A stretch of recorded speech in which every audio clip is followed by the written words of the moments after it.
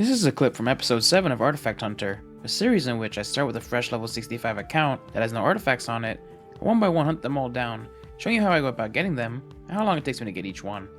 This episode saw me hunting down all of the PvP track artifacts, putting in the longest grind I've ever done in New World to date, amassing over 100 hours of gameplay to complete. All of the artifacts from this episode, including the one in this clip, are locked behind the PvP rewards track. First, I'll show you the clip of what track I got the artifact on, including a bit of info about it, and what it looks like.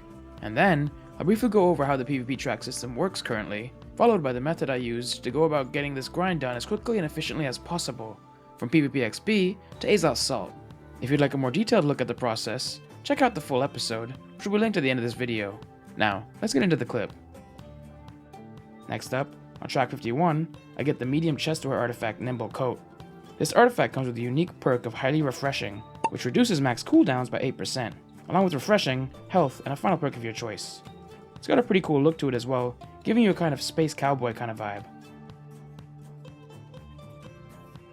Let me go over how the PvP track reward system currently works when it comes to artifacts. Artifacts can only spawn from checkpoint 3 on a reward track, and only at certain levels. For starters, there's a chance for an artifact on tracks level 29 and 39, and then, from tracks 50 to 200, there's a larger chance. When it comes to the percentages, we have Zelenin over on Reddit to thank for these numbers. We have a whopping 98% chance at an artifact from tracks 50 to 99, and the odds decrease significantly after that, as seen on screen. Along with that, you have to take Azoth Salt into account, as each artifact will cost 50,000 salt to unlock, and with them dropping so frequently from tracks 50 onwards, you'll constantly be running out of Azoth Salt, due to its 100,000 salt cap. But now that we know how to get the artifacts, let's go over my plan to hunt them all down.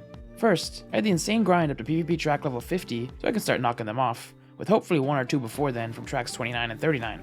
Getting one on either of these tracks would help out massively, as during this grind, I'll be finding myself at Azoth Salt cap frequently, so to be able to spend 50,000 salt and start earning more again will save me a bunch of time in the long run.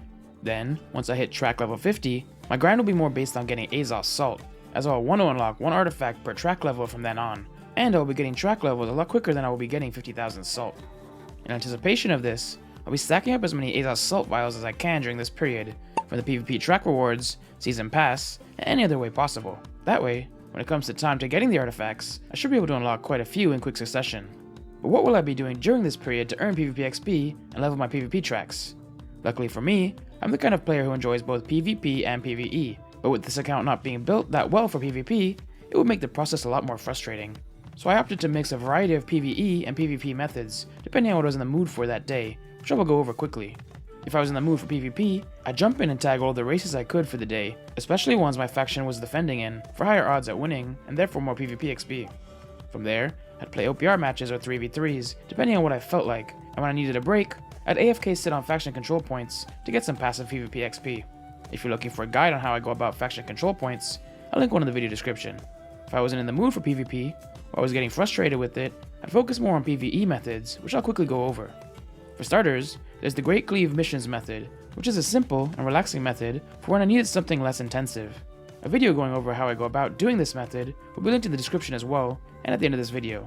Or, I would join OPR matches and just build up bases while avoiding PvP, which I also have a guide on that will be linked in the video description for those of you who want to PvE and OPR. Then, like previously mentioned, when I needed a break from the game, I'd sit AFK on faction control points to gain some passive PvP XP. I did a combination of things to get my salt. When I felt in the mood for PvP, I'd jump into some OPR matches and races, especially ones where we were defending, as a good source of salt. Or, if I wasn't in the mood for PvP, I'd farm corrupted breaches while flagged up, getting 1,500 salt every couple of breaches closed. Plus, I would run the previously mentioned Great Cleave missions method on occasion as well, to change things up. I would also put all of the gold I was earning in this period into doing the Infused Alkahest method to earn Azoth Salt on the side, which is a method I made a video going over that will be linked in the video description below. Sometimes I would even just pay people to come let me kill them outside Everfall Gate, 500 coins per person, to get fast and easy salt. If you do this though, make sure to only kill each person once, as after the first kill, you'll only get 25 salt per kill.